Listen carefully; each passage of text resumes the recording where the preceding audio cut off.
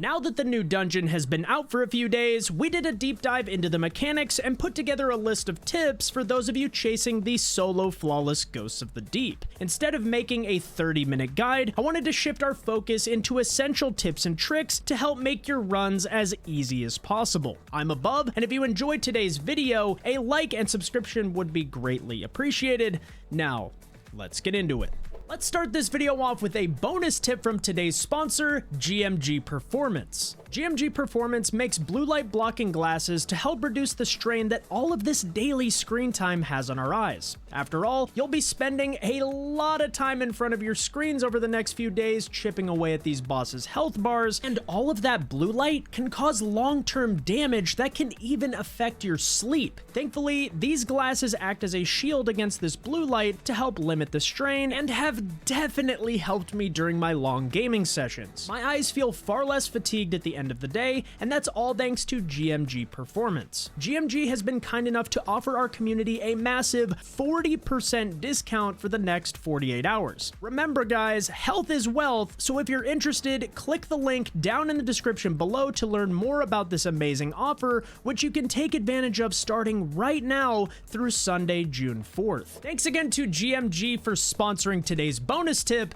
Now let's get into my recommended subclasses. There are several viable options for the solo on each character, and if you have something you're comfortable with, then definitely feel free to use it. With that said, I narrowed down my choices based on what makes this dungeon difficult, and that is ad density and survivability against not only the bosses, but those pesky moths as well. I found Hammer Titan with Syntheseps, Well of Radiance Warlock with Sunbracers, and Gathering Storm Hunter with either Assassin's Cowl or Liar's Handshake to be by far the best options here. These builds offer top tier survivability while also providing top tier ad clear at the same time. Tip number 1 applies to the entirety of the dungeon and is easily one of the most infuriating parts of this solo. The moths, or butterflies, or demon spawn, whatever you refer to them as, can easily end your solo flawless runs in the blink of an eye. 1 second you're fine, and the next you're not. So let's talk about how you can anticipate their behavior and the best weapons that you can use to counter them. It's easy to destroy moths that are just floating there waiting to latch onto an enemy, but what about the ones that are already giving Hive an overshield? Well, when damage occurs, the moth will actually detach from the enemy it was protecting and float overhead waiting to either reshield that combatant or track towards your position. With that said, there's about a 1 second immunity phase when it detaches, almost like a stun mechanic where the butterfly does nothing. So approaching these shielded enemies, breaking them, and then stepping back to detonate the moth can help you a ton in this solo. I use double special throughout the entirety of this dungeon, and when doing so, trace rifles are a fantastic counter to the moths. It pretty much insta-kills them and is super easy to spray against larger groups of moths, especially at the final boss. You can also use something like Risk Runner to give you damage resist should they hit you, while also getting bonus ad clear in the process.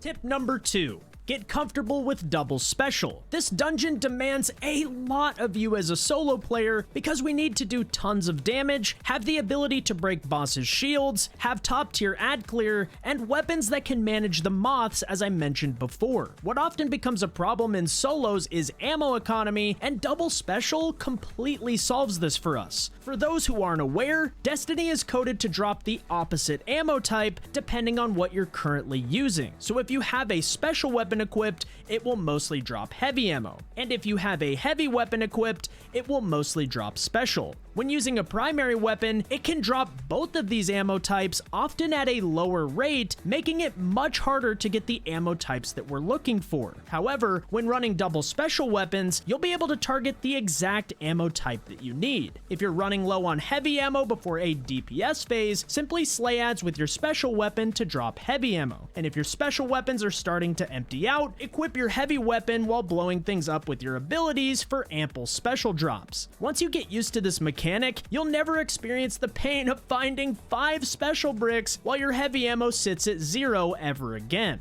Ammo economy is extremely important when doing so many boss phases, which is why mastering double special is crucial here. And I'll be touching on a fantastic loadout later in the video that will make the final boss much easier. Tip number 3 takes us to Ekthar, the first boss encounter. Oddly enough, the ad density isn't what gives people the most problems here. It's often the underwater portion where you get lost looking for a symbol and the boss catches you off guard, depletes your oxygen, and the run quickly becomes a GG go next. Most people don't have every symbol's location memorized just yet, so to make this part easier, you want to make your pathing as consistent as possible. For example, I always drop down through the hole on the right hand side, and I know that when I drop down, I'll be looking directly at the pizza symbol on the back wall. I also know that I have an oxygen bubble right next to me, and that I can use this bit of elevation change to stagger the boss's pathing. From here, you want to memorize 2 to 3 symbols that you can use as reference points around the arena. On our close left, we have turret, and as we continue along this wall, we'll arrive at X. You can then make your way back to middle and travel diagonally to the outer wall on the other side of the room where we have 2 lined next to the lift to head back up top. And just like that, we now have all of the outermost symbols memorized and pathing that keeps us moving forward away from the boss at all times. We also have reference points that help us narrow down the remaining symbols, which makes your time in the water much less stressful. This map was created by Pyranny on Reddit, and I highly encourage that you use this during your runs. Tip number 4 is all about DPS on Ekthar. When depositing the final vestige of light, you want to leave one of the closer side deposits for last to ensure you can get to DPS as quickly as possible. For Warlocks, it's a bit more straightforward. You have a Well of Radiance for survivability, which means you have much more flexibility for DPS. I personally like Acreus and Lament for solo damage on Warlocks, though the Root of Nightmare's weapons also do extremely well here due to their origin trait's damage buff against Lucent Hive. For Hunters and Titans, the damage may not be as safe, but it's pretty simple all things considered. I recommend that both classes run Tractor Cannon for a free 30% debuff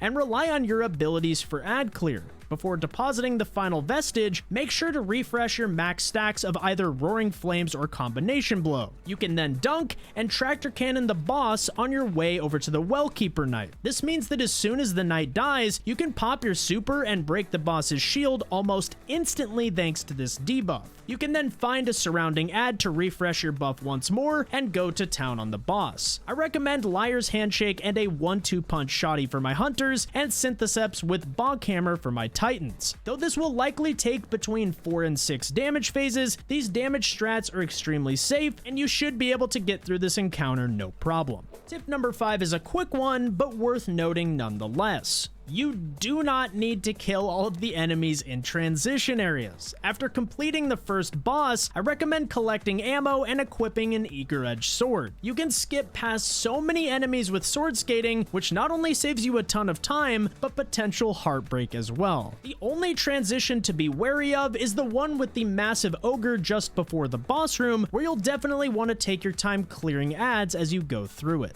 Tip number 6 brings us to Samuma, the final boss of the dungeon. Your loadout is crucial to success here, and I've tested several loadouts, including the likes of Leviathan's Breath, Sleeper Simulant, and Rockets, just to name a few. But what I found to be the most effective was actually Arbalist in my kinetic slot, a Trace Rifle in my energy slot, and a Linear Fusion Rifle as my heavy. Arbalist insta-breaks the boss's shield, which no other weapon can do. The less time we spend picking away at the boss's shield, the faster we can start actually doing damage. The Trace Rifle is used to combat the boss's moth attacks. Samuma will spawn them at the start of the encounter, after each damage phase, and each time you activate one of the symbols. So as long as you keep these spawn points in mind, Trace Rifles will make light work of them. And last but not least, we have our Linear Fusion Rifle. I went with Cataclysmic to take advantage of bait and switch, but you really can use any linear fusion here. As I mentioned earlier, Briar's Contempt deals bonus damage thanks to its origin trait, while Taipan is accessible to everyone. Linears do really solid damage thanks to Samuma being a crit-based boss, but it does have as much health as Nezarec, so expect this to be a 4 to 6 phase kill.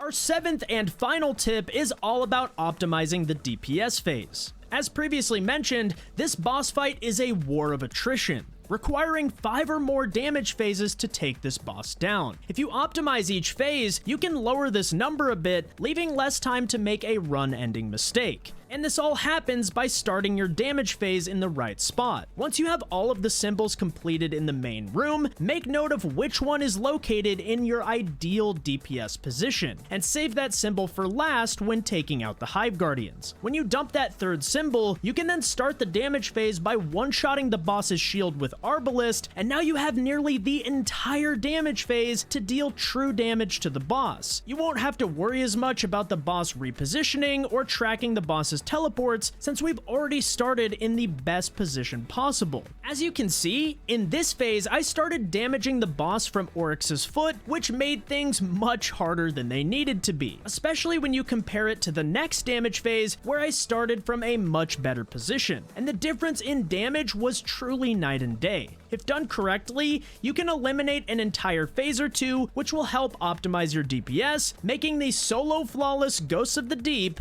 a GG. If you found this guide useful, a like and subscription would be greatly appreciated, and you can catch me live at twitch.tv/above, where I'll be streaming Destiny content all season long. Anyways guys, that's it from me. Thank you so much for watching, and I'll catch you next time.